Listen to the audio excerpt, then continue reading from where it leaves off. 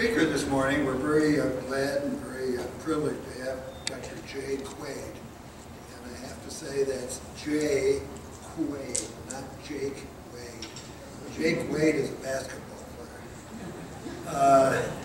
Jake is in the University of Arizona Department of Geosciences, outstanding program nationally and internationally. Jay comes to us, and he's the acting, or the interim, or are you the full chair? He's the interim department chair. He comes to us with degrees from the University of New Mexico, the University of Arizona, and the University of Utah, who we are playing this afternoon in basketball. In addition to 2 years of post-doctoral study in Canberra, Australia, he did that in addition to his previous training. His interest in training is in geochemistry, radiometric data, and his research focuses on paleoclimate and paleoenvironmental reconstruction, especially the recent geologic record.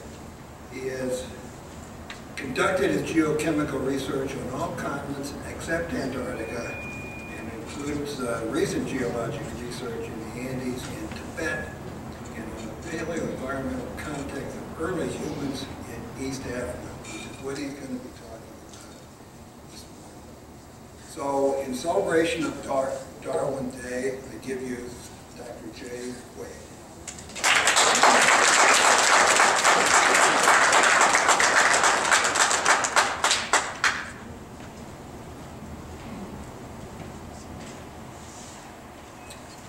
Everybody. It's a real pleasure to be here, and I wasn't familiar with all these organizations that were introduced this morning, but all I've got to say is, where do I sign up? So I'm not a big international speaker. In fact, I'm just a little University of Arizona professor, geologist. My claim to fame here today, and it's significant, is that I have probably covered more ground on foot geology of the rift in Ethiopia than just about any other person, aside from perhaps the Afars who are pictured here in this photograph in the background there. I'm sure they've covered more ground than me. Like that? Okay, sorry. Is that better? Excuse me. Bring this up, okay. I've covered more ground in Ethiopia than probably just about anybody out there. In fact, I did a little calculation. In 9 years of fieldwork on foot, I walked over 2,000 miles. And that's conservative. And but the reason is, if you're going to find the fossils, and if you're going to date the fossils and put them in a paleoenvironmental context, and I do all those things, then you simply have to cover the ground on foot. Let's see, before I get started, however, I want to announce a prize.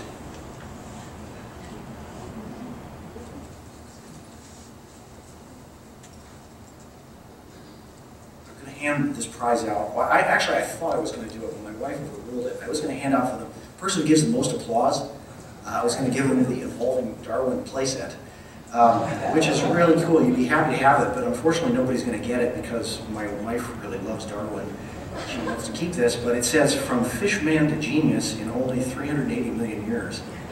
And it's so cool that I'm sure it'll be on Antiques Roadshow 50 years from now, sold for $5,000 or something.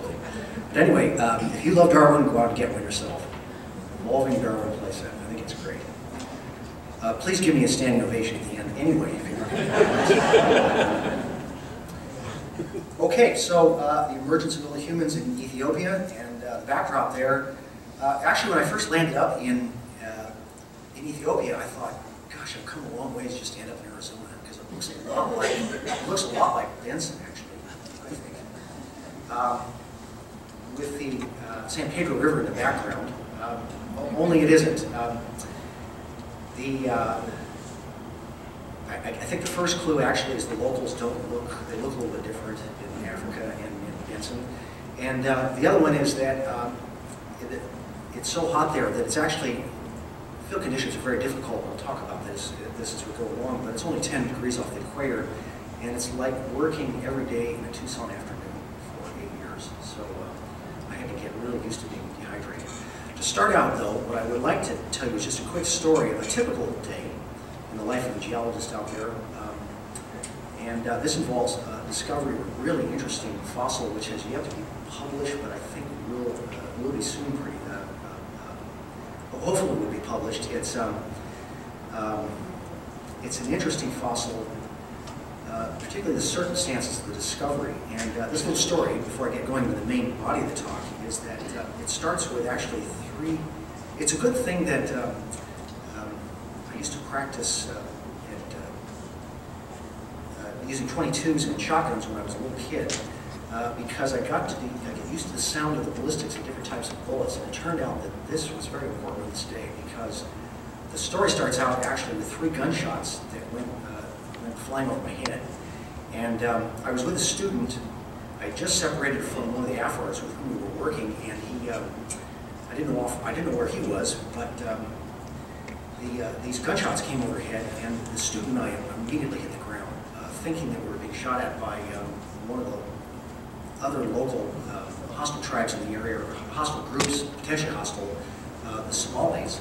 This is very close to the Somali border. And so I thought I was being shot at, and I lay there on the ground listening, and then realized from the sort of report of the bullet that it was not an AK-47, but some sort of pistol, small caliber.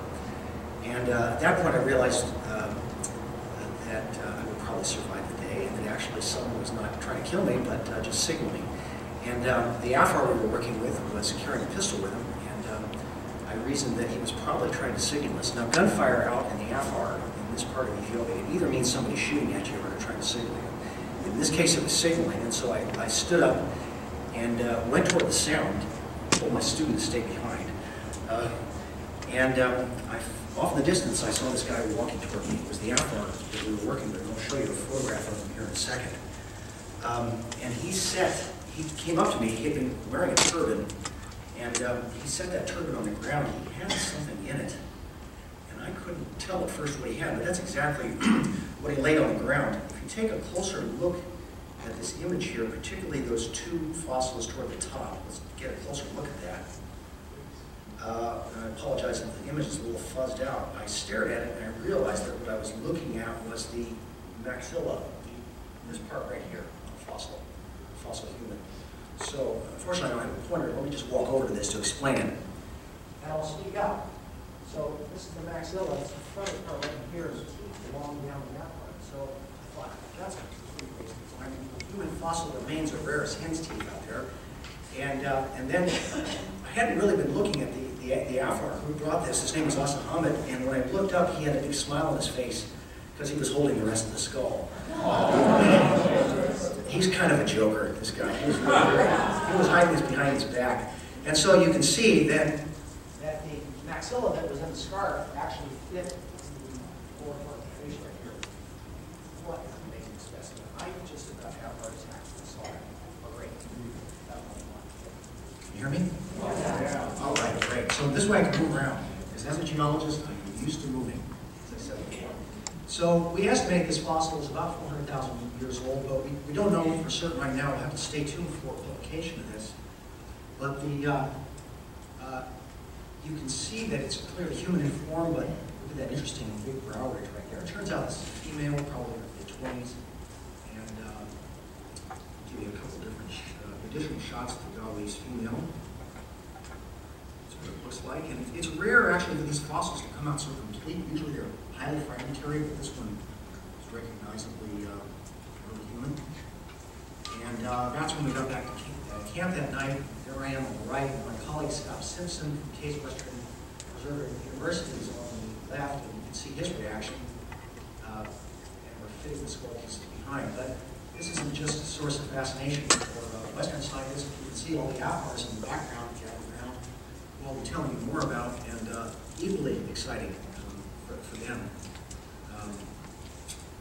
And this happens maybe 2 or 3 times in a typical field season in a month, and it's always a highlight. We break out the beers afterwards, and there's lots of celebratory rifle fire. And the Galway's cranium will join an ensemble of crania that have been found in the last couple of decades that flesh out the last 600,000 years of human evolution. Louder.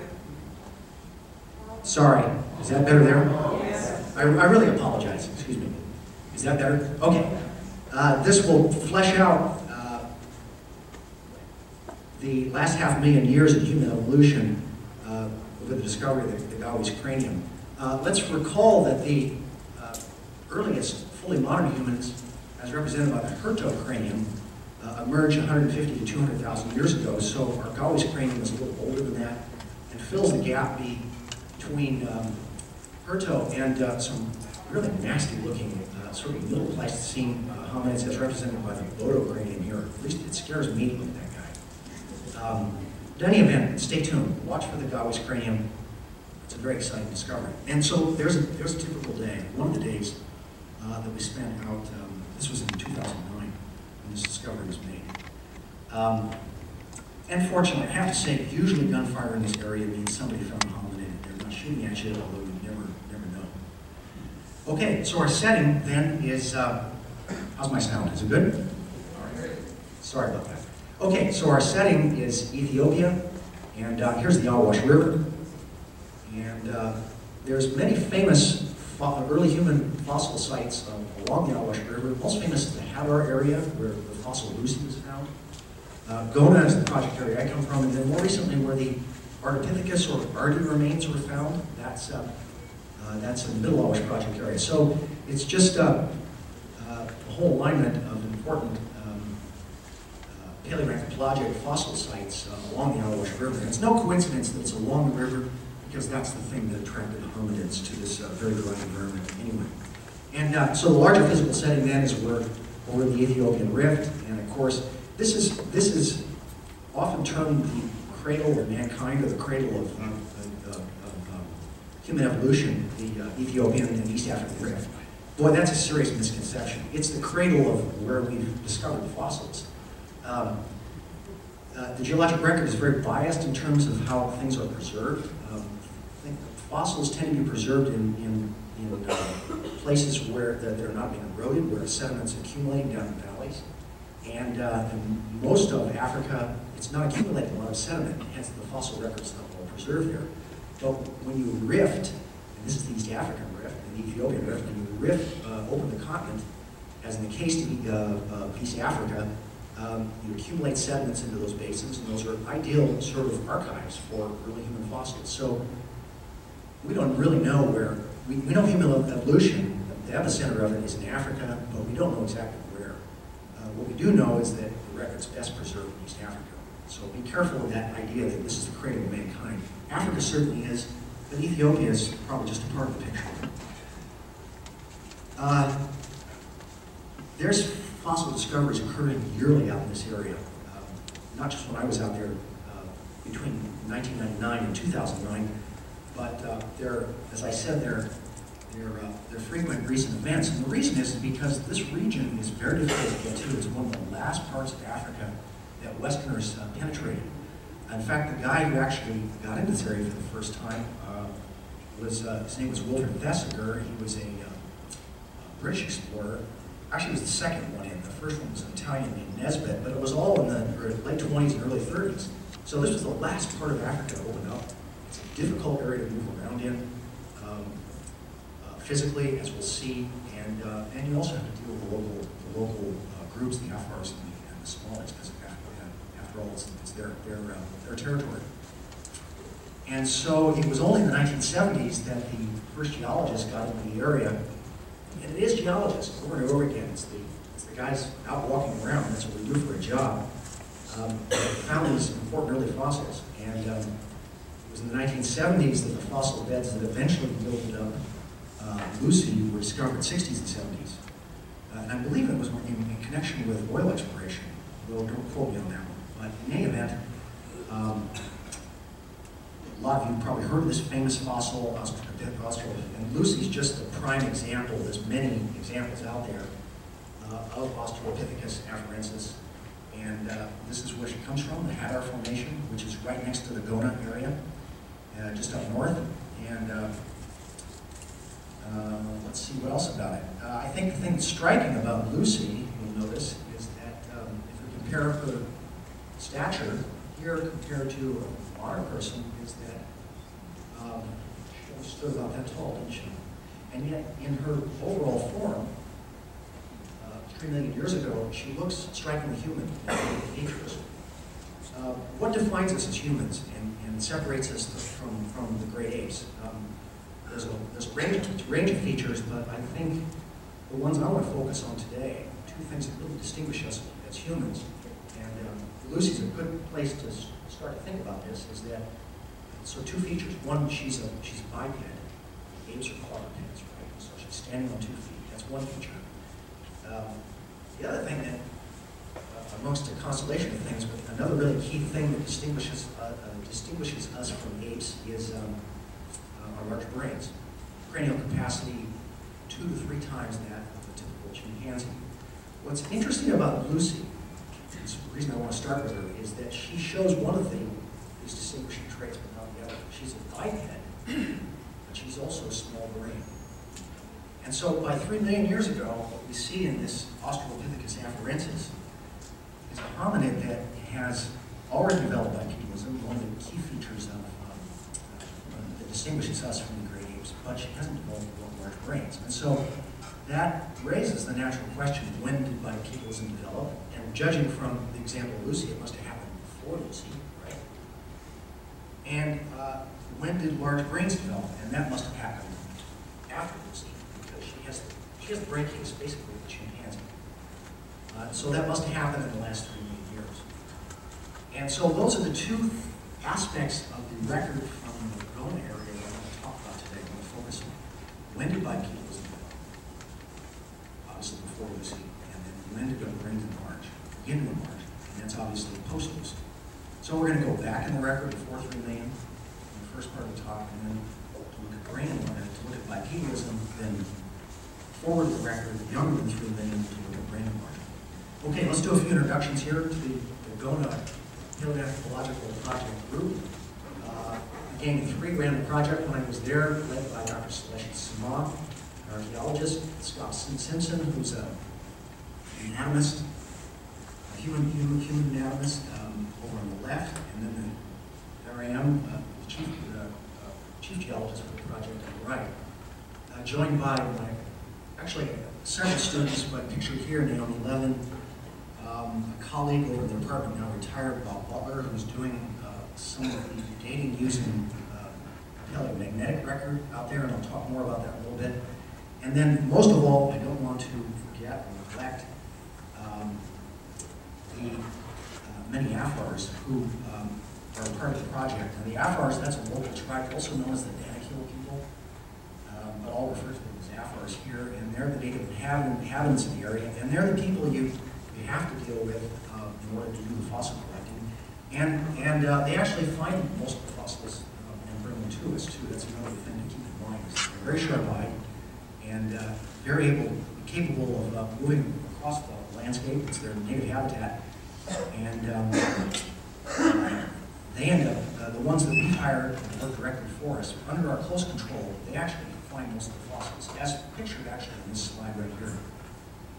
Okay, and my favorite guy in the group is Asa Hamid and Ali Manda, amongst many in the group. Asa Hamid, very sharp-eyed, found many of the fossils that were discovered out there. Well, I have to laugh at his glasses. He has perfect eyesight, but he just puts the glasses on because he thinks it's cool. Perfect eyesight. Okay, so as I said before, what I want to do today is I want to fill in, let's see if we can get the cursor up here. See that? Yeah. I want to fill in this part of the record right here, before Lucy, prior to 3 million years ago, and look at the question of the emergence of bipedalism. If Lucy is a biped, where does bipedalism develop in the record? And then I want to look at brain enlargement of it here. So that is the progression, although that's a very sort of anthropocentric or human orientation and perspective on the record. It all depends on your point of view, of course. And so if I was an orangutan up here, I would take quite a different view of this thing, but I'm going to take a human view, and so what we're going to look at is bipedalism and brain enlargement, okay?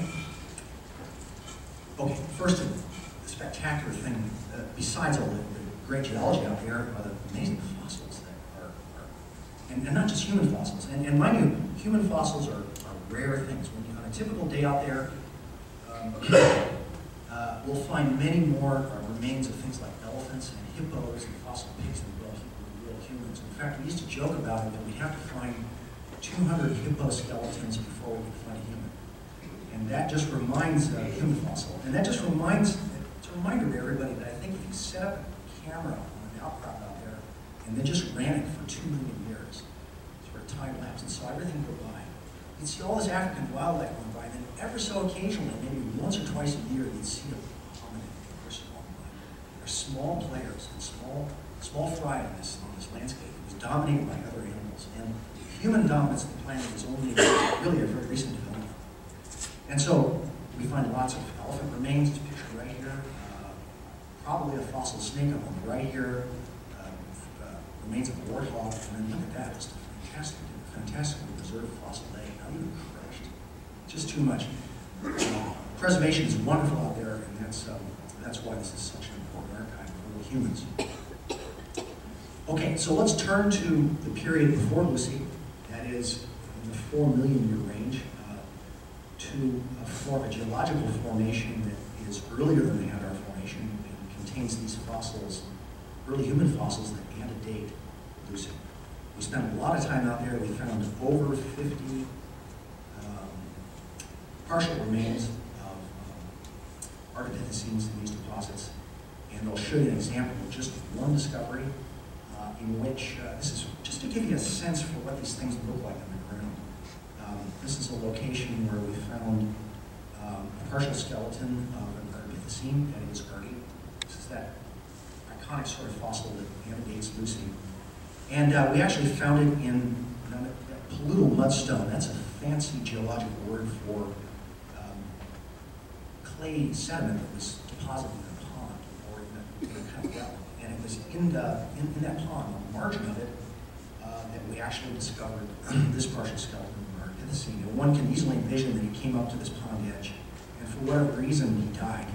I don't think of old age, perhaps because of predation. We don't really know, but in any event, his remains were found in these pond deposits. It's denoted right there. That's where the hominid remains were found, right below the frisbee there, for scale. And these are some of the fossils that were found at the site, held by Asahamadou and Alimanda. And what I find striking, let me go ahead and read this cartoon to you.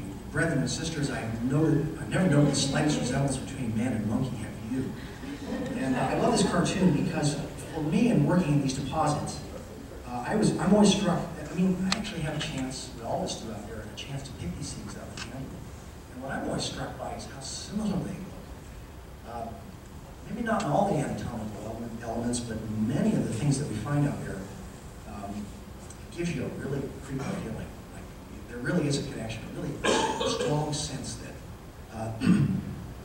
physically these creatures, at least some of their anatomical elements, are not that different from us.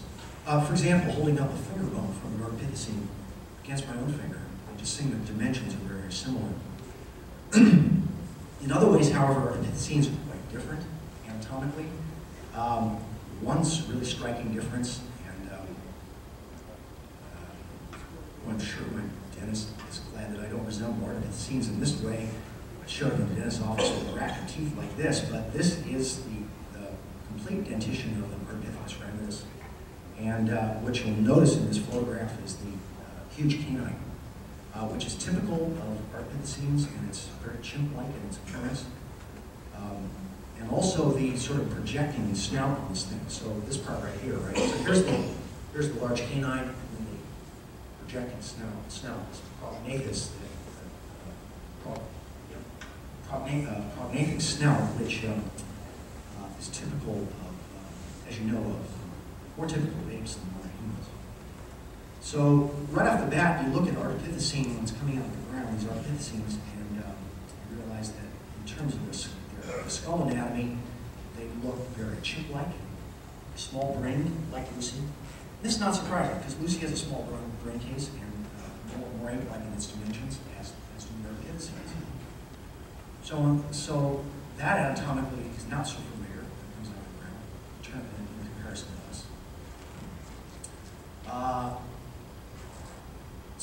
small canine. There's going to be argument about this canine size. Some of the specimens we found, obviously, the canines were large.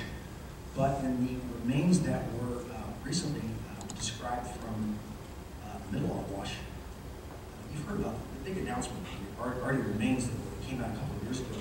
They talk about small canines and those Arctic-scenes, and I don't know how that controversy is going to eventually sort out. Here's a really interesting feature. Louder. Okay. I wonder if I can turn this up. Practically, I have to stick it in my mouth. I better not mess with this, but That's better. just like that, huh? Okay. All right, we'll see how this goes.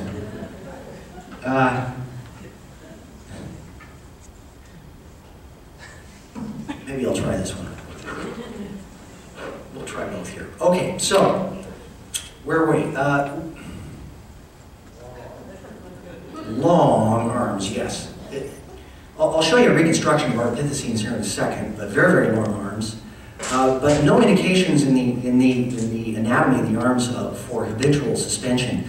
Now, this reconstruction is based on these Ardipithecines that came out a few years ago, and I won't comment on what we've seen at Gona, but I'll sort of give you the party line as it's understood about Ardipithecines now. So, the small brains, long arms, but no evidence of a habitual suspension, like, for example, a gibbon, in which you can see in the arm anatomy of a gibbon.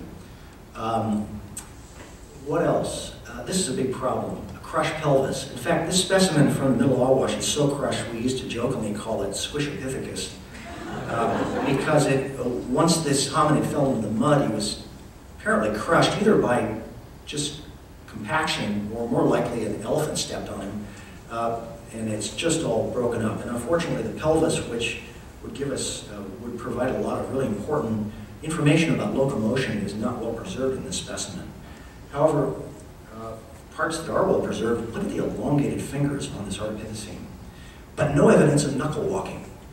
All right, because knuckle walking carries a very specific sort of morphology in the hands that's known from apes and chimpanzees today, and there's none of that morphology in this Ardipithecine. So he has long arms, but he's not hanging from trees. He has elongated fingers, but he's not knuckle walking.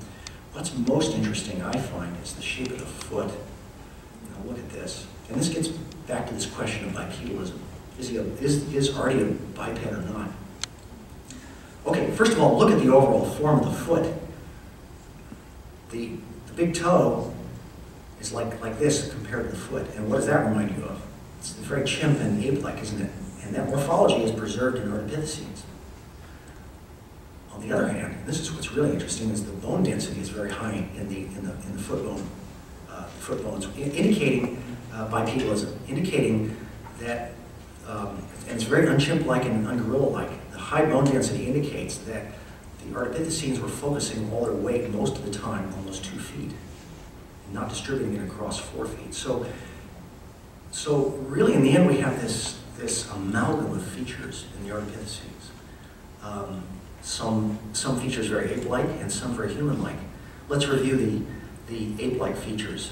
The chimp-like skull, the opposed big toe in the foot, the longer arms. Stay tuned on the canines. But the human features, the high bone density in the feet indicating bipedalism. And so it's truly transitional. These Ardipithecines, more ape-like in their appearance than Lucy, but clearly they're headed down the road toward modern humans in this development of bipedalism. And so this question of when does bipedalism develop, the answer is it must have antedated Ardipithecus ramidus because he's already mostly a biped, but he's a weird biped, as we can see, right? Because of the shape of the foot. It's still very, very ape-like. So imagine a creature that stands about this high, just like Lucy. Okay? Chimpanzee like in height. Sort of chimpanzee-like in height, Ardipithecines standing about this high, with a small skull. If you were to encounter this one sort of passing him on the street, you'd think this is a chimpanzee. But the striking thing is, he would be a biped and have very, very long arms. So, and not knuckle walk, and not hang from trees. Okay? There's the reconstruction for Architecines. And notice the feet and the shape of the hands in particular.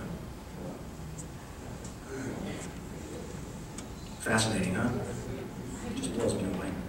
Okay, let's take a quick break. I want to talk a little bit about the logistics of finding fossils out there and camp life.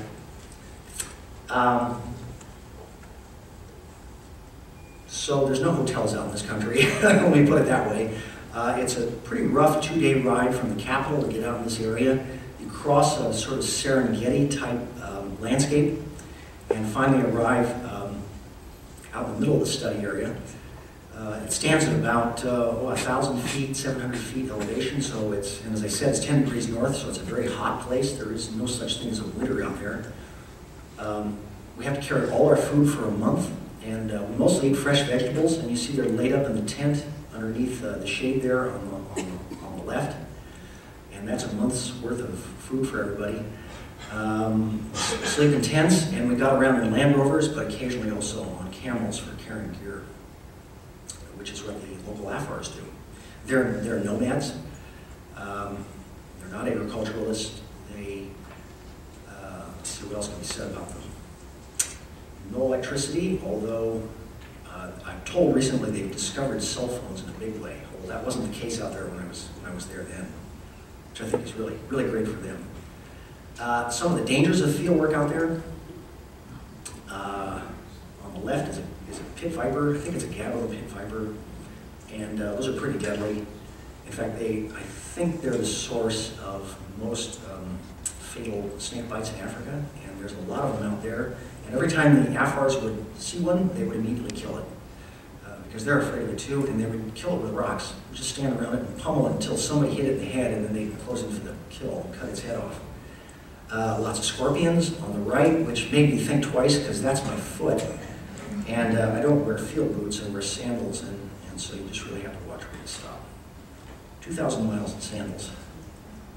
The Afars, they're an experience in themselves. I really enjoyed working with these guys, but I was always unnerved by the fact that everybody above the age of 14 carried an AK-47, which is just the way it works out there.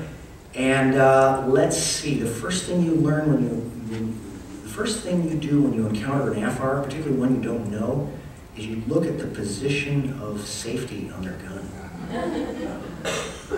I'll speak up. So right here, that's safe, single shot, automatic. First thing you look at, because it's not on safety, it's trouble. But they live in a difficult sort of environment, particularly in their relationship to the neighboring Somalis, and there's a lot of small-scale cattle rustling and fighting that goes on out there, which is sort of a backdrop to everything else we're doing. But perfectly nice to us, great bunch of guys. I have many friends amongst the Afars. And just a couple more shots of the way they look. If you ask me, pretty darn exotic. And the guy on the left there, he's a teenager, and that's the way I think of an Afar really wants to dress up and look gorgeous. It's the guy on the left. That is the sort of epitome of adolescent good looks in Afar eyes, particularly the long shady haircut. And then there's a girl on the right. The guy on the left, Ibrahim, actually, he was shot and killed by the Somalis a few years back. Okay, let's move to the last topic, which is brain enlargement. And we're going to have to look at the last 3 million years for that aspect of the record. And so let's just take another panoramic look at the stratigraphy and the deposits out in the Hadar area, the Gona area. Got to keep your stratigraphy right. I'm always amazed that the non-geologists are challenging geologists about their ability to do, differentiate up from down and do stratigraphy. But believe me, that's what we spend most of our time doing. We really pride ourselves, all of us, in the meticulous work we've done out there and trying to get the story right, the dating right, and telling up from down. So all I can say is, for the doubters, I wish they would just come up and have a look at how painstakingly we do this work. Let's put some stratigraphic boundaries and contacts through these deposits. In the lower part of the frame is the Hadar Formation, and let's recall that's where Lucy's from. She was found actually, not in this location, she was found off in the distance, but about the stratigraphic level that's indicated there. Whereas, what's really interesting is that, and we'd love to find human fossils up higher in the record, but in the younger part of the record, over the last 3 million years, what we find lots of, for the first time, is the appearance of stone tools. And this goes back to this issue of brain enlargement I want to talk about. We don't actually have the fossils from much of this time period, particularly prior to 2.2 million years ago, but we have a lot of evidence that hominids' mental capacities are developing. And the reason we know that is because they're leaving behind these stone tools, which first appeared in the record about 2.7 million years ago. So as far as we know, Lucy, small-brained Lucy, is not a tool maker. If she was a tool maker, she wasn't a stone tool maker, she left nothing behind for us to see. But right after she disappears from the landscape and the next hominids appear, whoever they were making tools and leaving them behind. And there's a picture of an example of one there, that green piece of shirt, and you can see the flake scars that have been taken from it that represent the crude but nevertheless distinctly human-like behavior in manufacturing and using tools. Okay, so tools from this time period are known as old one. They're actually just made out of cobbles. Take a cobble and then knock off a few flakes and you've got a tool. So they're fairly simple in their design, but they're unmistakable. And here's a picture of one of the Afros I worked with out there. Was also deceased. Died of yellow fever or something, malaria, we're not sure which. But he's holding a tool here in the foreground, and there's some more old one tools just rolling out the outcrop in the background. And these are the oldest stone tools in the world, everybody. They're about 2.6 million. And in fact, I'll show you here in a moment how we figured that out. A little younger in the record, 1.5 million years ago, we see the development, the appearance of what they refer to as the early Acheulean or Acheulean stone tool complex, and that's characterized by much more sophisticated stone tools, bifaces, we could call them. Biface because they're inflaked on both faces of the cobbles. And they're just referred to as hand axes. And I'm holding one in my hand there on the left in the excavation we're doing. And they just represents incremental improvement in the technology, but it's ever so slow. I mean, and a million years elapsed to basically get through the older one into the Acheulean. So things are developing slowly, but nevertheless, the sophistication tools is moving right along. So I want to think about stone tool making in the context of cognitive abilities because it's really a significant step. I realized that just a stone cobble that has a few flakes knocked off of it doesn't seem like a big achievement, but it really is a landmark. It really is a benchmark for the advancement of human cognitive ability. The dictionary defines a tool as any physical item that can be used to achieve a goal. Actually, we know that chimps use tools, elephants use tools, but what distinguishes human tool making is that it's humans that use tools to make tools, and they're much more complex than what other animals do.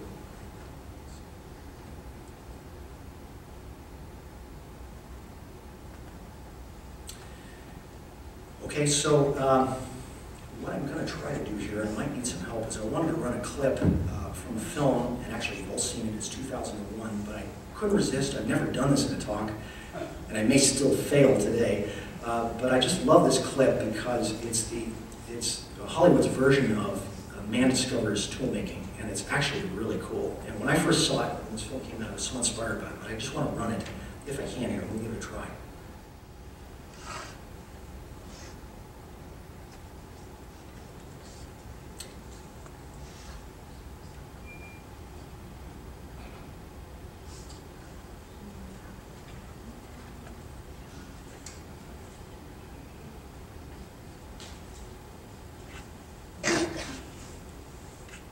You guys have all seen this, but I really like this sequence because it's the only attempted depiction of man discovering tools that I know of for Hollywood.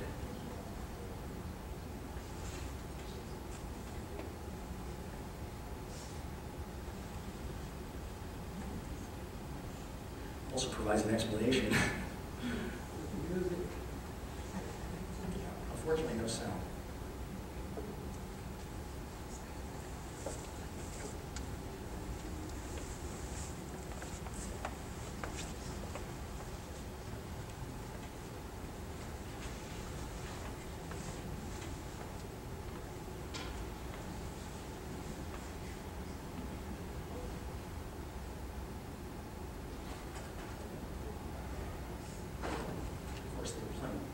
Planes also sprout their Zarathustra at this point.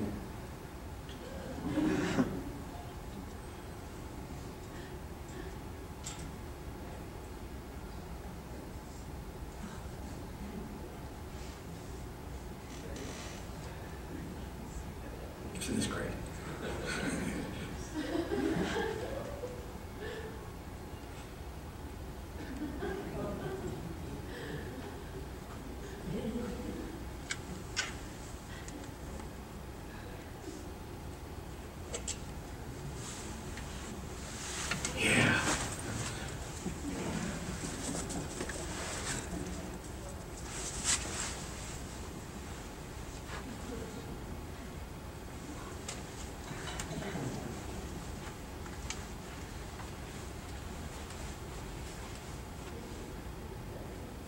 Yes, I did it, he says.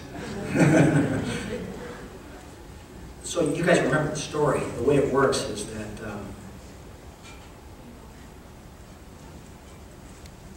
particularly the significance in the film of the Black Obelisk, I think the idea is that humans got the idea for stone tool making by being exposed to this disc that was left by extraterrestrials. It's a good story. The Black Obelisk was deposited there in order to inspire intellect.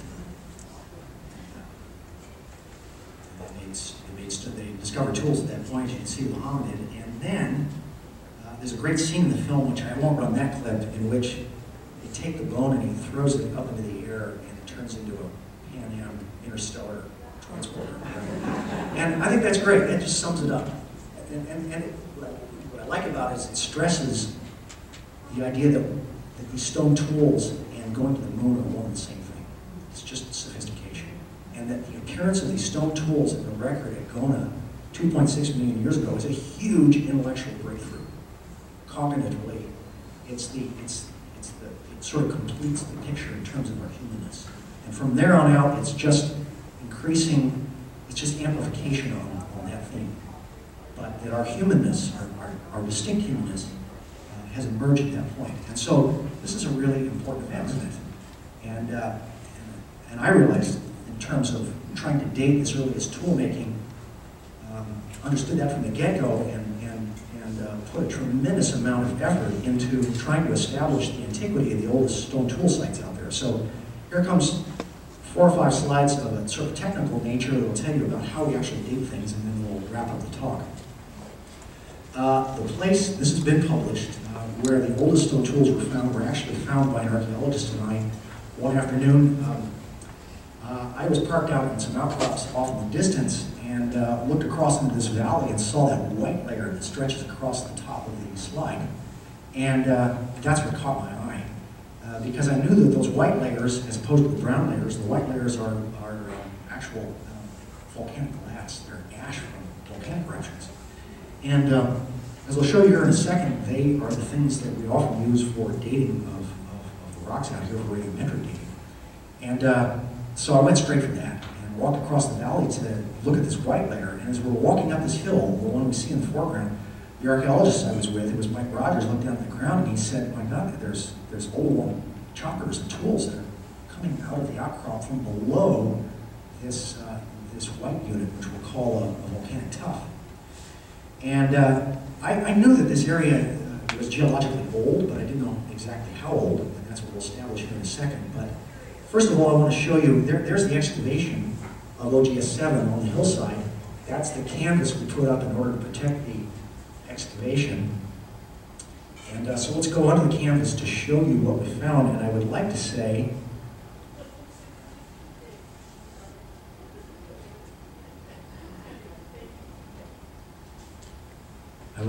actually that we found the Black Obelisk.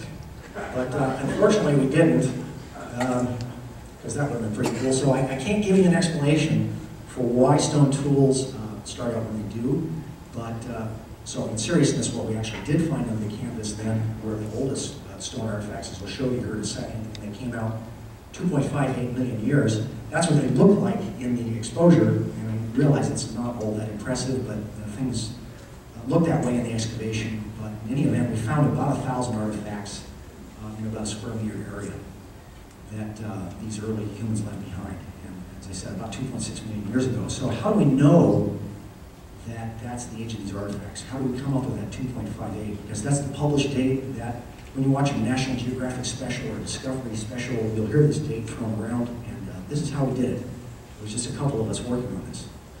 So here's the setting again, and there's OGS 7 and the excavation canvas, and we started by dating the tuff itself, because that would provide, let's see, the tuff is on top of the site, so it would provide a minimum age for the OGS 7 archaeological site, wouldn't it? And when you sample those tuffs and bring them back to the University of Arizona and look at it under a microscope, what you see is a mixture of volcanic glass.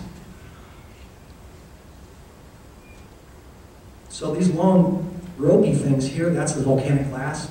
That's a piece of black mica. And then there's other mineral phases in there. And the really key thing about this is that some of these mineral phases contain let's back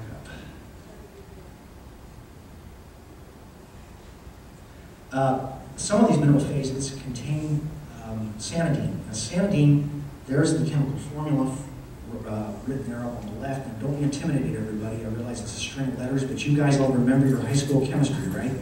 And what does K stand for? Thank you. All right. And I'm not surprised you know. That's good. So potassium. And we're going to use potassium to date the sanidine, but not all potassium. We have to use a radioactive mineral, or a radioactive isotope of potassium, in this case potassium-40.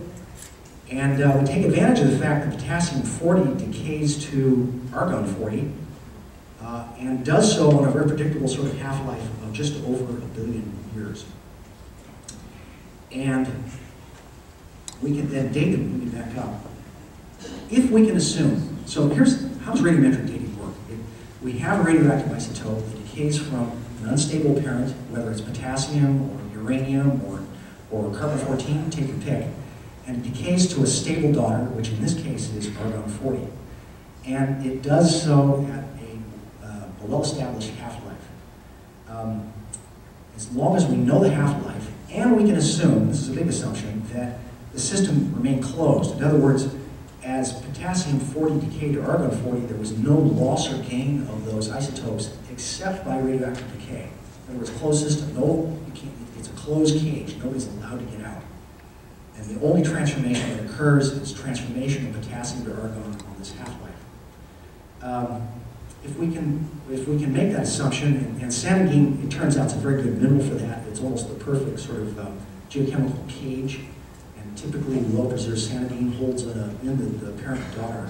If we can do that, then we can establish the age just by knowing the number of atoms.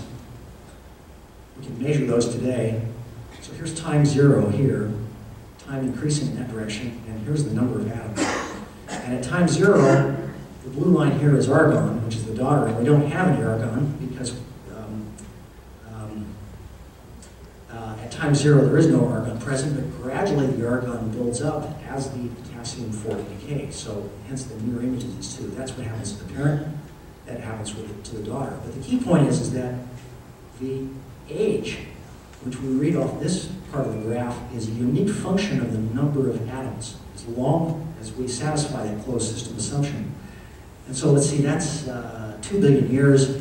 2 million years would be right in here, so a GONA sample would have very little radiometric argon in it, but it would fall right in there. But we could measure the number of atoms and then extract the age. So that's basically how it's done. It's not done here routinely in Arizona, but these samples were actually dated at a laboratory in Mexico Tech in Socorro, which is a center for this. And so we do the age calculation then. Again, let's not be intimidated by simple little equations here. Just remember that the buildup of daughter argon-40 is proportional to how much of the parent we have present to begin with, or at some time elapsed. This is a constant that contains the half-life, and this is the exponential part. That's just mathematically an exponential curve right there. So argon will increase in proportion to time and in proportion to how much potassium is present. And if we can measure the amount of argon and potassium in the sample, and we know the half-life, we can solve for time. So that's how that works. And that's what we do. And that's why we came up with an age of 2.53 plus or minus 0.15 million years on that sample. But that's a minimum age, isn't it? We know that our oldest stone tools in the world, as it's going to turn out, are at least that old. But how much older? And so let's turn to one other method before I close the talk. And that involves paleomagnetic dating. And I showed you an example of Bob Butler toward the beginning of the talk, employing, actually sampling sediments for paleomagnetism. Well, what's the idea here? It's actually pretty simple. Anybody that's run a magnet through sand in their backyard when they were a kid, and you collect all the magnetite onto your magnet, right? All natural sediment is full of naturally magnetic minerals like magnetite. And when that material, when those magnetic minerals are deposited by a stream, for example, like a river, if the grains are small enough, if the magnetites are small enough, they'll actually orient with respect to the existing magnetic field. So let's say we have a rainstorm coming up next Wednesday, right? That's going to make the Santa Cruz run. And water's going to flow down the Santa Cruz from our rainstorm. And if we go up after the storm and measure with a magnetometer the direction of the magnetite in that sediment that was deposited by that storm coming up on Wednesday, it would all be pointing toward the North Pole. It will be oriented that way. And this is also true, it's true of sediment, it's also true of magma when it erupts out of the earth and congeals into solid rock, particularly deep ocean basalts. They're full of magnetic minerals, and they can serve as a sort of chart recorder for the history of changes in the orientation of the magnetic field through time. Probably most of you realize, particularly if you watch the movie Core, Hollywood's got a depiction of all this stuff, that the Earth's magnetic field shifts from time to time, right? This is well known. And it happens roughly every million years.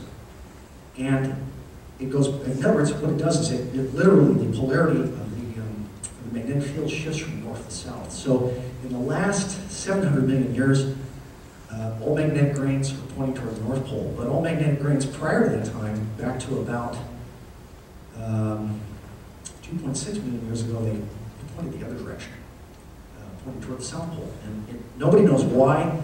If you figured out why the Earth's magnetic field shifted like that, you'd probably get a Nobel Prize, but we take advantage of the empirical observation that the Earth's magnetic field does shift, and it does in a very regular sort of pattern. It's been well dated. And it turns out that there is a magnetic shift that occurred 2.58 million years ago. It's recorded in deep ocean sediments that I thought maybe we could detect in looking at that sedimentary profile from OGS-7. So let's go back and take advantage of the fact that we get these flip-flops in the Earth's magnetic field and see if we can detect one of those flip-flops in the sediment down below the site. And the one we're looking for is the one we know occurred 2.58 million years ago, just from other records, not from GONA. So how do you do this? You have to extract plugs of sediment right here. You actually drill them out with a garden variety 80s hardware drill. You have to orient the plug before you take it out, and orient it with respect to the modern magnetic field. You want to know how it's oriented, how it's oriented with respect to true north today. And then you make a record of that and carefully seal away the plugs right here that you then transport back to the United States or elsewhere for analysis. And these are little archives, these little plugs record the magnetic orientation of the sediment and of the magnetite when those deposits were laid down. Okay, so let's go back to the site. And so, for example, that site right there, that's the first one I sampled going up through profile, and red is meant to denote reversed. So from that sample, we got an orientation that showed that when those sediments were laid down, the Earth's magnetic field was reversed with respect to that. Okay? We walked up the hill in the blazing African heat and sampled more sites, got right up to the level of the site, and it was all the magnetic grains were reversed up to the level of the site, and then above the site, it's normally magnetized. That's blue right here. And so we realized that in crossing, we thought, once we got this analysis back, that we're right on one of these magnetic flip-flops, right? But to check that, we want to be sure that everything was normal above that, because that's what you'd expect for an extended magnetic reversal. And sure enough, everything above that was normally patterned. So we have a reversal down here and normal up here. And that's exactly what you'd expect for this transition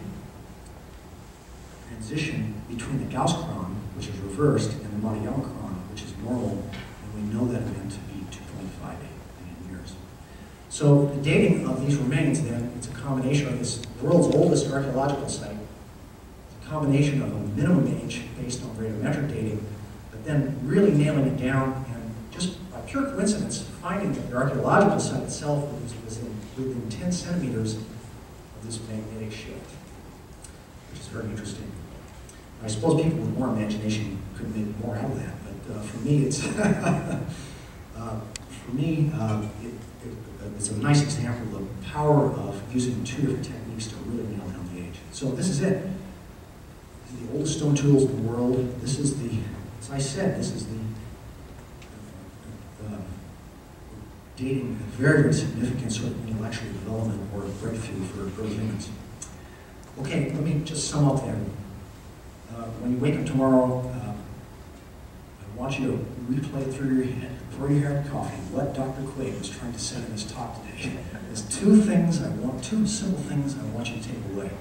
One, think of Lucy as 3 million years old. Lucy's a biped, so wind is bipedal in development. It must be older than Lucy. If you look at Ardipithecus ramidus, date 4.5 million years ago, actually it doesn't answer the question because Ardipithecus is a biped, but the body is a strange mix of features. As I pointed out before, the skull is very tube-like. So bipedalism, in inverted commas, a form of bipedalism is in place by 4.5 million years ago.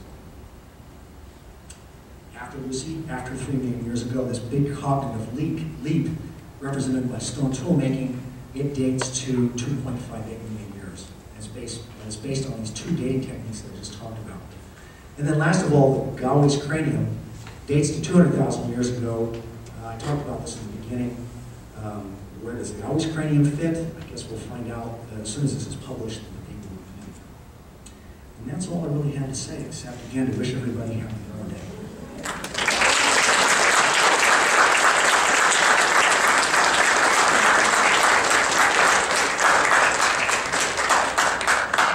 We have time for a few questions. We'll take your mic back, that one. Take it out to the audience. Yeah.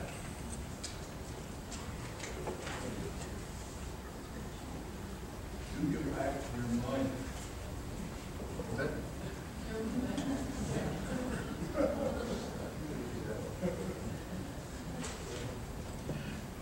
Thank you. I've heard it seriously proposed that no human, or that no animals except humans are conscious, and humans didn't become conscious until about 40,000 years ago. I have my own opinion of that, but what do you think? 40,000 years ago? This is a question for me.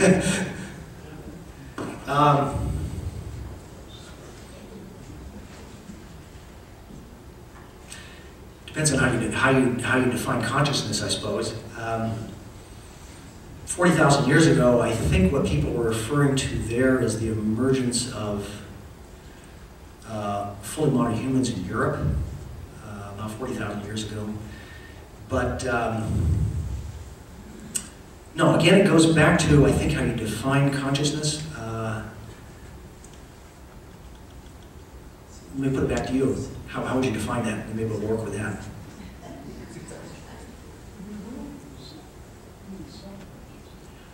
Well, I consider all forms of life, at least animal life, to be aware.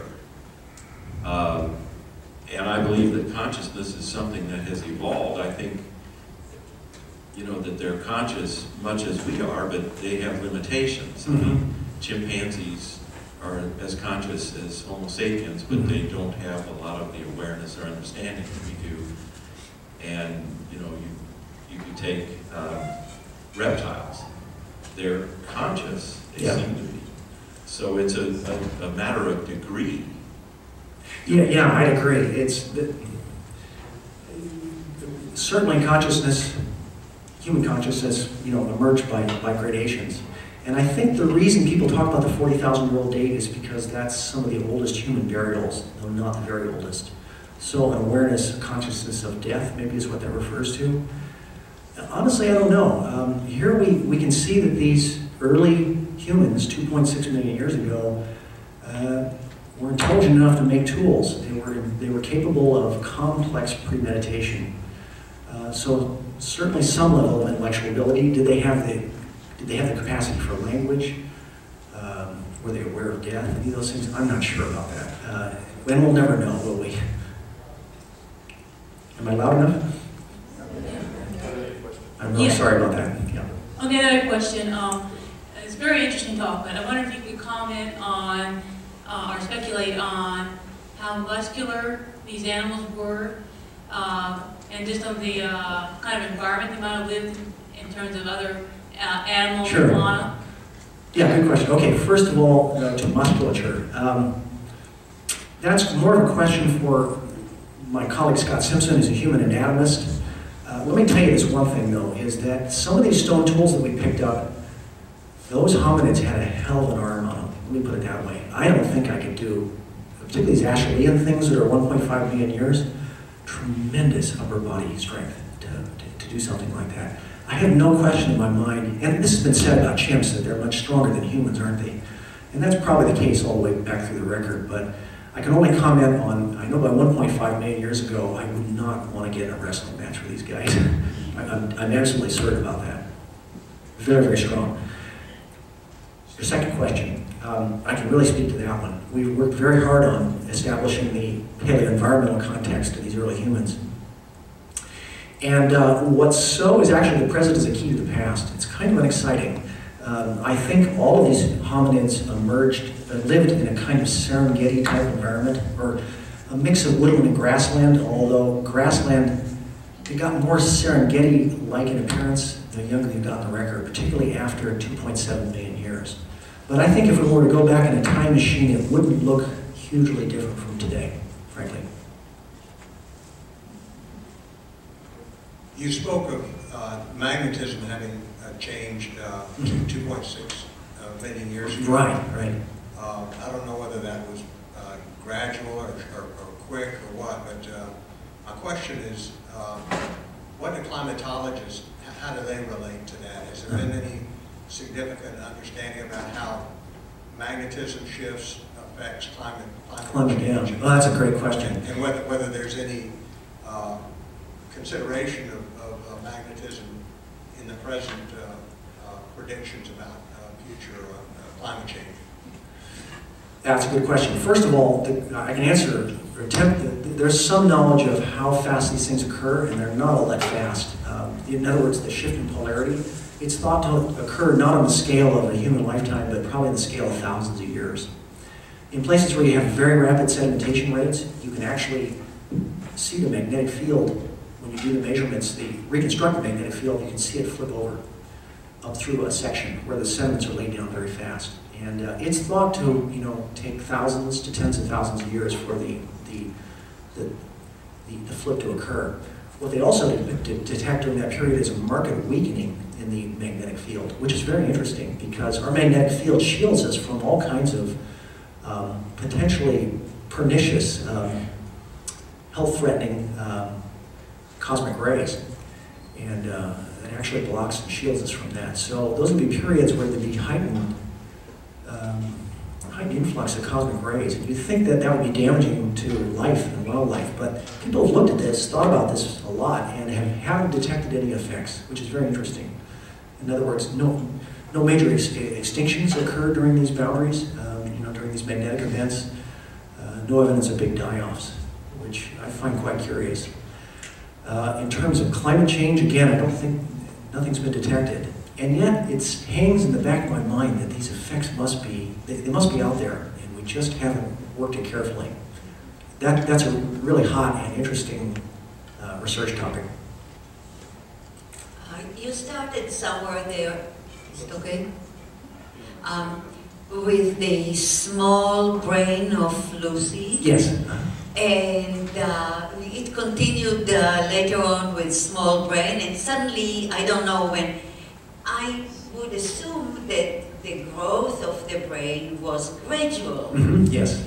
And so are there findings there to show the gradual growth of the brain? Where are they? And when did the brain, the human brain, the hominid brain, got to be our size? Yes, okay, good question. So let me start with your last question, and then we'll move backward.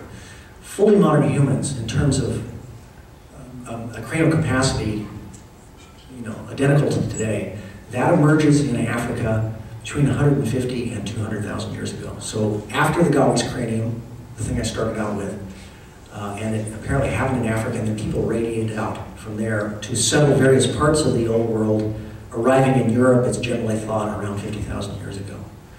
Okay, so that's the end game. That's those fully modern humans. But you're absolutely right. The enlargement of brain size was incremental.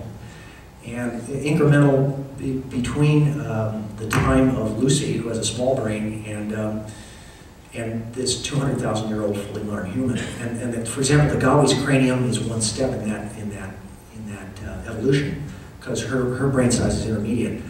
The folks that made those 1.5 million-year-old hand axes, that's referred to as Homo erectus, and he and she, they have intermediate sort of brain size, a step in the evolution.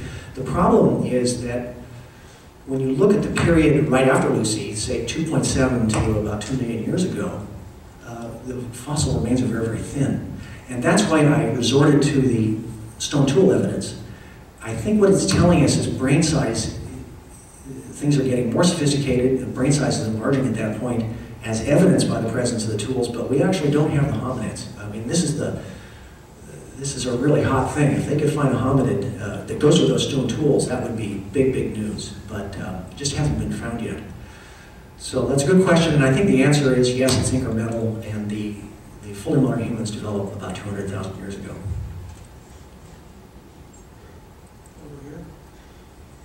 It's tempting to think that when the magnetic field goes through zero and stays there in a gradual fashion, that there'd be an acceleration in the mutation rate of animals and humans, so that you might be able to keep up with the damage that's being inflicted. It's just a thought. Yeah, absolutely.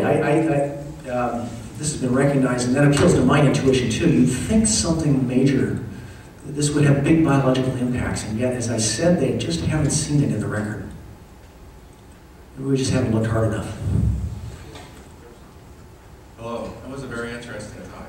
Thank you. Thank you. I've talked to U of A students who are young Earth creationists. Have they shown up in your classes, and how do you handle them? Boy, if they haven't spoken up. It does come across in evaluations sometimes, though, so they come through the back door. Comments like Dr. Quade should be more even-handed, but I can't be even-handed about this. I'm sorry, I'm so shaped by my experiences there. I've had the privilege of working on one of the most complete and amazing human archives out there. I've walked it, I've seen it. Yeah. Jay, why is it that the Earth has a magnetic field in the first place? What's going on that makes that magnetic? You got it. Somebody said it. It's the iron in the core and the liquid core. That's right. Yeah, it's a giant magnet. The thing is, it's a giant iron magnet in the center. And a liquid outer core, hence the solid inner core, is thought it can spin and move, and that may have something to do with this flip-flop. Yeah, I'd like to ask a question that Dr. Paul Martin would probably ask if he was still alive, and that is, have you seen any indication as they progressed in tool usage that there was any, that they extinguished any species as a result of their progress with tools? Thank you for that question. I love that question, and Paul was a good friend of mine. The way Paul would answer it, no, the way I can answer it, because Paul and I, he asked this question and we debated this a lot. I think there's clear evidence for that. As you go up through the non-human fossil record in Ethiopia, what you notice is that, I haven't quantified this, so this is sort of shooting from the hip, but I really think it to be true, that there is evidence for, permissive evidence for humans actually killing off certain species. This is a hard thing to prove, but for example, let me give you one example. In the 4.5 million year old geologic levels out there, where there's Ardipithecines, one of the coolest fossils I ever found was a giant land tortoise. It's so big, it's like a third of the size of a Volkswagen. I found the entire thing just intact sitting on the ground. And I looked at that and I thought, you know, this thing would be a sitting duck for hunters. And it's interesting that things like that, sort of what I call sitting duck species, tend to drop out as you come up through the record. They don't last, these things, these giant land tortoises. They just disappear in the late Pliocene period. I can't prove that it's overkill, you know, the way Paul would describe it, but in fact, I really believe Paul's correct in his view that the recent extinctions are human-induced and that there's probably other occurrences of them that it's just going to be very hard to prove.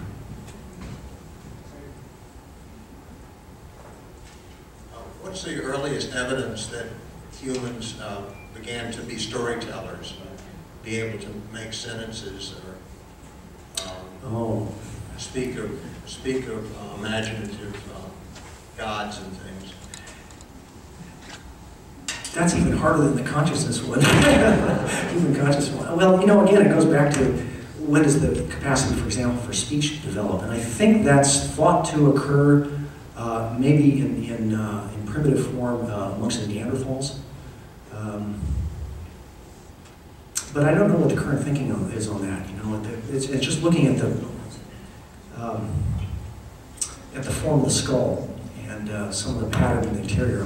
But I'm not an expert on that, and so I better leave off on that. And how can we really know for sure? That's the other problem. I mean, these are the kind of things that just don't preserve in the geologic record. From the injuries, do we see any evidence that tools were used for security or for aggressiveness against others like themselves as opposed to animals? Yeah, interesting. There is evidence of how these tools were used. Actually, their cut marks begin to appear on bones at about this time, 2.6 million years ago, from the middle Wabash area, and almost sure signs of butchery, likely using stone tools. As for the rest of it, I don't really, you know, were these stone tools used on each other? I don't know. There's certainly evidence of modification of some of these human fossils. Remember the one I showed you of the Bodo cranium toward the beginning, that big sort of ugly guy from about 500,000 years ago? As I recall with that fossil, there's evidence that his brains had been extracted. The foramen magnum had been expanded, and that's a typical practice sometimes with cannibalism. So the thinking is maybe he was a victim of that. So I don't know whether they use stone tools for that, but mostly just no evidence at all. We don't know for it. Yeah. My meager knowledge of biology, from that I remember that the definition of a species is that even with a lot of variation within a species, like a wolf and a chihuahua, that they can, have, I don't know how you would test this with a wolf and a chihuahua, but they could create a fertile offspring. So at what point, if you know, at what point does the evolutionary change produce a new species of hominid, as opposed to some variation that we're, like I've heard that we could find Neanderthal genes in some people. And could you elaborate on that? Yeah, that's an interesting question. One thing I didn't mention is how varied, particularly in this time period between 1 and 2 million years ago, how varied the types of hominids there were out there. It's been speculated that there were at least three different species present in parts of East Africa during that time period. And they are distinct in terms of their fossil remains, and hence I assume that means they're genetically distinct too. They weren't interbreeding populations. And that's certainly around by 2 million years ago. I suspect as we get further into the record, and we're just at the tip of the iceberg, it's my feeling, in terms of really our understanding of the fossil record at many of these different levels, is that there's going to be much more variation and many different versions of humans on the landscape at one time, not just between 1 and 2 million years ago, and that because they are distinct, they are interbreeding populations. But it's too soon to say on that one. For most time periods, our knowledge of the record is not mature enough to say. But it's an interesting point, and I would just stress too that we're the experiment that made it. It looks like there were at least, particularly in the period 1 to 2 million years ago, there were 3 experiments going. 3 different human-like forms, non-interbreeding, that were slightly different adaptations, and 2 or more were taken out, and the ones that survived are us. Taken out in inverted commas. We don't know how that happened.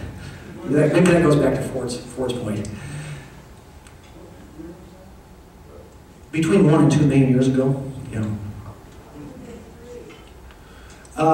let's see, there were, I don't have the slides along, there was the fossil that used to be referred to as Zinjanthropus. It's Australopithecus robustus, or boisei, and they're characterized by huge heads, big chewing muscles, big sagittal crest for lots of chewing, big flat molars for eating apparently grass or hard material, and they're quite distinctive looking. And at the same time, there's a species present in the landscape that's thought to be our ancestor. That's the one that made the hand axes that I showed you, the Acheulean hand axes 1.5 million years ago. That's Homo erectus. And then there's thought to be another form out there referred to as Australopithecus africanus. So it's Australopithecus boisei, africanus, and erectus. It's a minimum of 3. Depending on who you talk to, there may be more out there. All at the same time in East Africa. We're used to a sort of monogenetic world in which we're all the same species, but that's not the way it's always been. In fact, I think that's more the exception than the rule when you look back at the entire record. It's a weird thing to think, to have other forms of life coexisting around you look very similar to you in form, but they're not your species. Yeah, Steve mentioned the young Earth creationists. There's not a year goes by, basically, we don't hear, or I don't hear, somebody declare that the Grand Canyon proves a lot of this. Is there any... Sorry, the Grand Canyon what? Proves a lot of their ideas about, young Earth creationism. So my question is there any reasonable answer to give the people that propound that?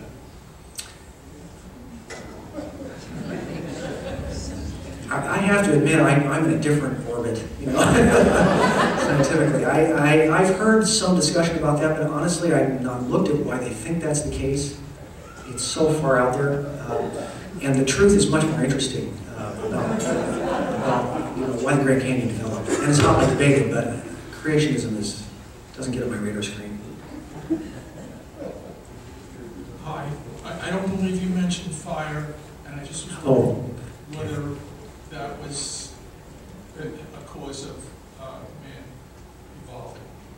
absolutely. That's a good point. And that would be another one of those sort of smoking guns, no pun intended, smoking campfires, for, you know, this cognitive emergence, this increase in cognitive ability with time of man. That comes along much later. So our big landmarks, let's see, if stone tool making starts at least 2.6 million years ago, fire comes much later. It's a hard thing to prove because ash doesn't preserve very well. Geologically, it's very unstable. Ash just alters and disappears, but it's pretty clear that it's been around for several 100,000 years. So relatively recently.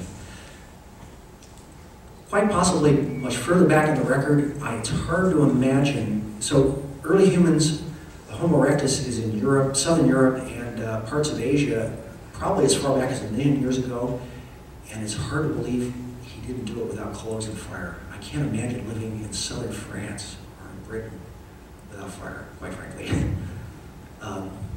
So I'll just throw that one out there, but nobody's proved it. Definitely, in the last couple 100,000 years, there's clear evidence in the record. And it's pre-modern, fully modern man, too. Neanderthals are doing it, for example. You said that there were 3 different forms of humans that were in competition and only one survived. Yeah, at least 3. At least 3. Yeah. What is basically understood as the reason the other 2 didn't survive? What was it about them? Well, there's one possibility, isn't there? Yeah, that they killed each other, or nobody knows. You know, that's the problem. But of course, the possibilities is that they killed each other off. This has been mentioned as a possibility with Neanderthals, for example, a more recent example in the last 100,000 years. The other possibility is they interbred, and maybe some of these species they weren't genetically so far apart that wasn't possible. Although it's hard to imagine when you look at the Australopithecus boisei, he's so different looking from us that I think he's given not only a different species but a different genus from us. It's hard to imagine. It's hard to imagine eliminating his. It's not as if like Homo erectus came in and wiped out the foodstuffs and the habitat for boisei, because he's a grass eater, and that's you know, that's available all through the record. So that explanation is kind of hard to swallow. I don't know. The substance of my question was whether there was something in the makeup of these other forms of humans that made them less adapted in the environments. You know, it's another possibility. Maybe in the face of climate change too, that they just couldn't adapt to the changes. Although there again, I don't see huge environmental changes in East Africa across these time periods. It's very gradual and it's subtle, and I think the present is very much a key to the past. So I don't think they were experiencing big environmental shifts and changes, certainly not rapid ones. People have speculated, though, that some possibly catastrophic explanations, for example, the eruption of Toba 70,000 years ago, that's a volcano in Indonesia, but it was so enormous that it left a blanket of ash all over the Indian Ocean and in East Africa. And there's evidence that impacted climate for a time and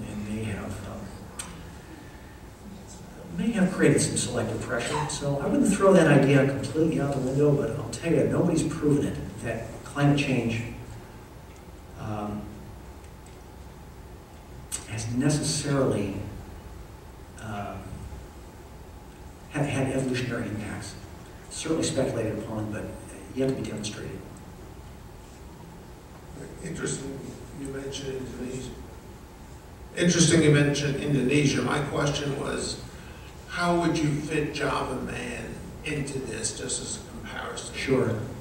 Java Man is, that's just the sort of lay term for Homo erectus, particularly I think a late Homo erectus. And so it would be akin to that tool maker that made the Acheulean hand axes that you saw on the screen there 1.5 million years ago, but it would be his descendants that had spread out of Africa across the old world, because the old world outside of Africa was invaded several times, at least twice that we know of, probably many times by hominids. And and Homo erectus is apparently the earliest group to do it, and then fully modern humans more recently. So the Java man would fit into that earlier migration. And the dating on Java man is, the Indonesian Homo erectus is controversial, but thought to be on the order of 1 million years plus. So that's where he fits.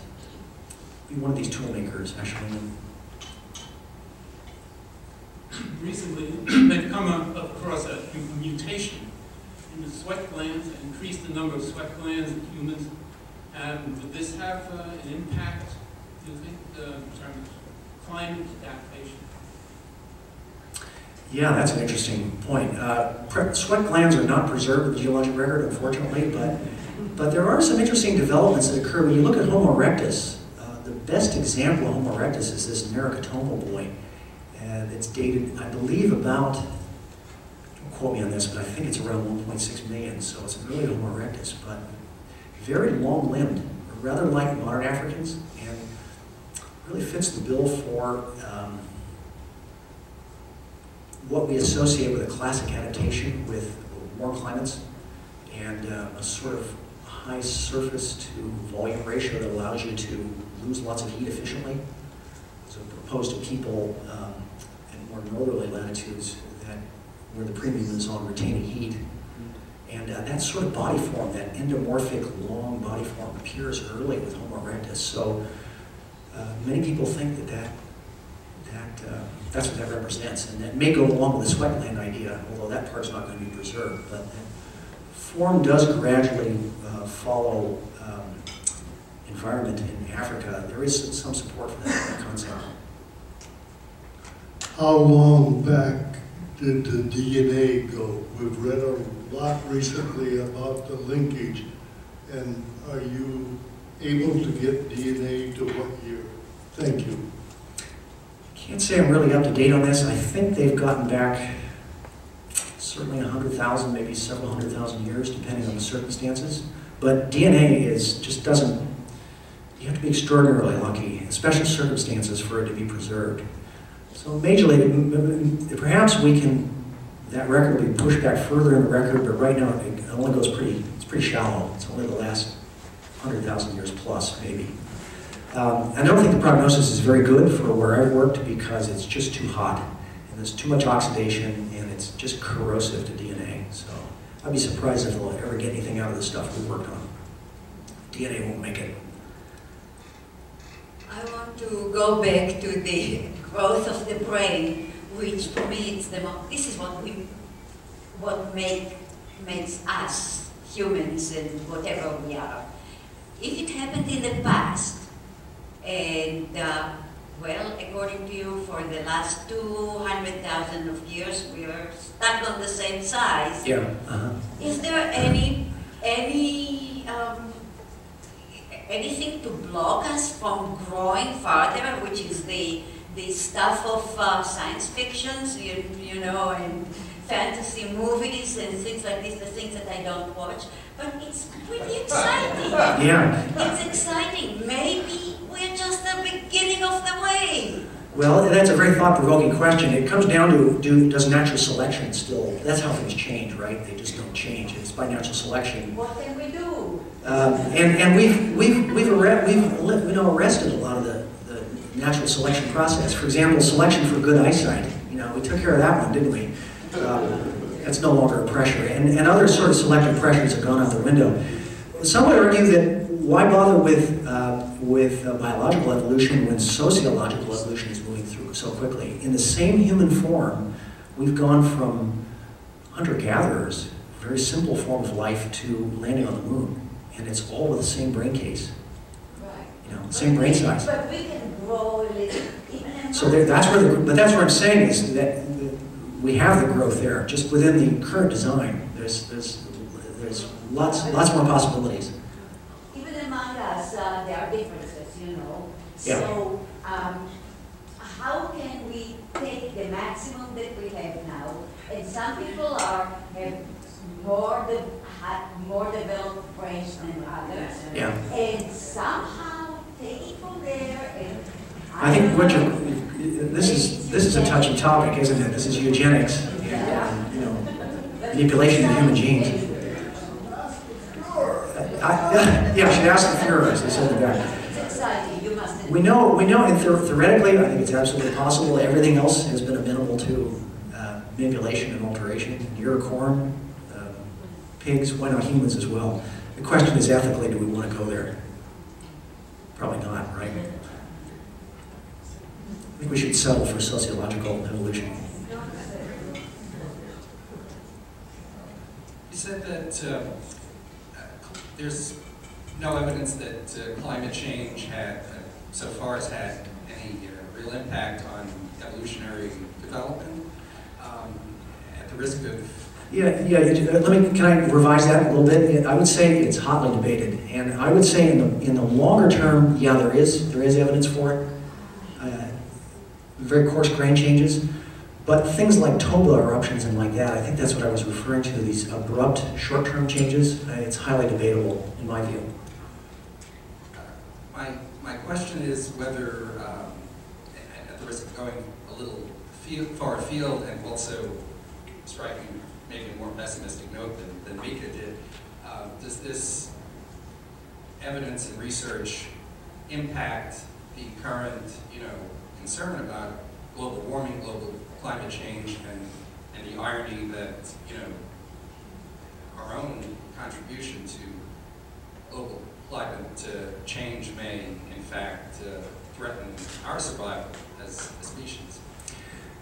I think it'd be politically correct to agree, but I don't actually think so. What humans have been able to do, fully modern humans, in terms of adapting to the most extraordinary range of conditions and environments, from equatorial Africa to the polar regions, bespeaks our ability to adapt to a wide range of ecologic circumstances, and things and changes that we'll be confronted with down the road. I'm not saying that civilizations, it won't have an impact, and that civilizations won't fall and things like that. In terms of actual threat to the species, we're extraordinarily adaptive. So that's my view of it. We'll cope. Okay, this is probably a bad question right before lunch, but the hominoid that appeared to be largely a grass eater, I'm wondering if your colleagues thought that maybe it digested the cellulose in grass like ruminants or like rabbits, that they grow bacteria in their cecum and then they eat the bacteria after it comes out of them in their feces. I wondered if, and just by the geographic and the other fossils, that these hominoids that supposedly ate mostly grass live in a place where other vegetation was sparse or animal life? No, other resources were available, and I want to stress that it was just this Australopithecus boisei that was the grass eater. The others, much less grass in their diets. But I guess your question, did this affect their long-term survivability, I guess? Is that the... Not so much that, but just if their diet was speculated to be largely grass, how did they digest the cellulose? Was it like rabbits where they didn't bother digesting the cellulose and it was just like intestinal bacteria digested and they ate the bacteria? Yeah, well, that's a great question. And of course, double stomachs don't preserve the geologic record either, but presumably this did not have an herbivore stomach, whatever it was. I don't know. That's a really good question. How did they cope with such a grass-heavy diet? Okay. Regarding this skull that was found on your watch, did you find anything else at that site? The one that I introduced in the beginning, yeah, the Gowie's cranium, not much. We didn't find any, there was no postcranial remains from the hominid itself, just the skull. And you notice in the turban there were some other bones there, and they were from probably bovids, things like fossil antelope and stuff like that, but it was not a rich site. Some of these sites, they're full of fossils, non-human. This particular one, no. Yeah.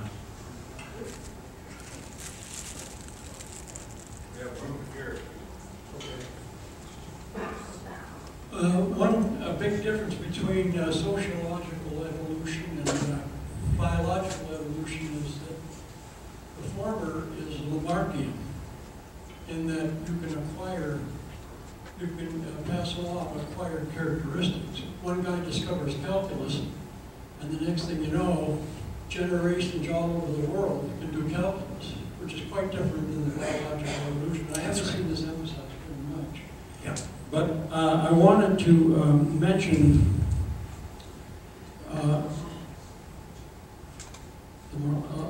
I just wanted to mention that in today's, the Weekender of the Wall Street Journal, there's a large article in the review section, I believe, and it's on a Chinese program to go after the genes for intelligence. And this would probably be a way to go after eugenics. And they may not have the same ethical constraints that you and I would have in this society. You could do quite a bit there without expanding the cranium size. Let's give Dr. J. Quade another big round of applause.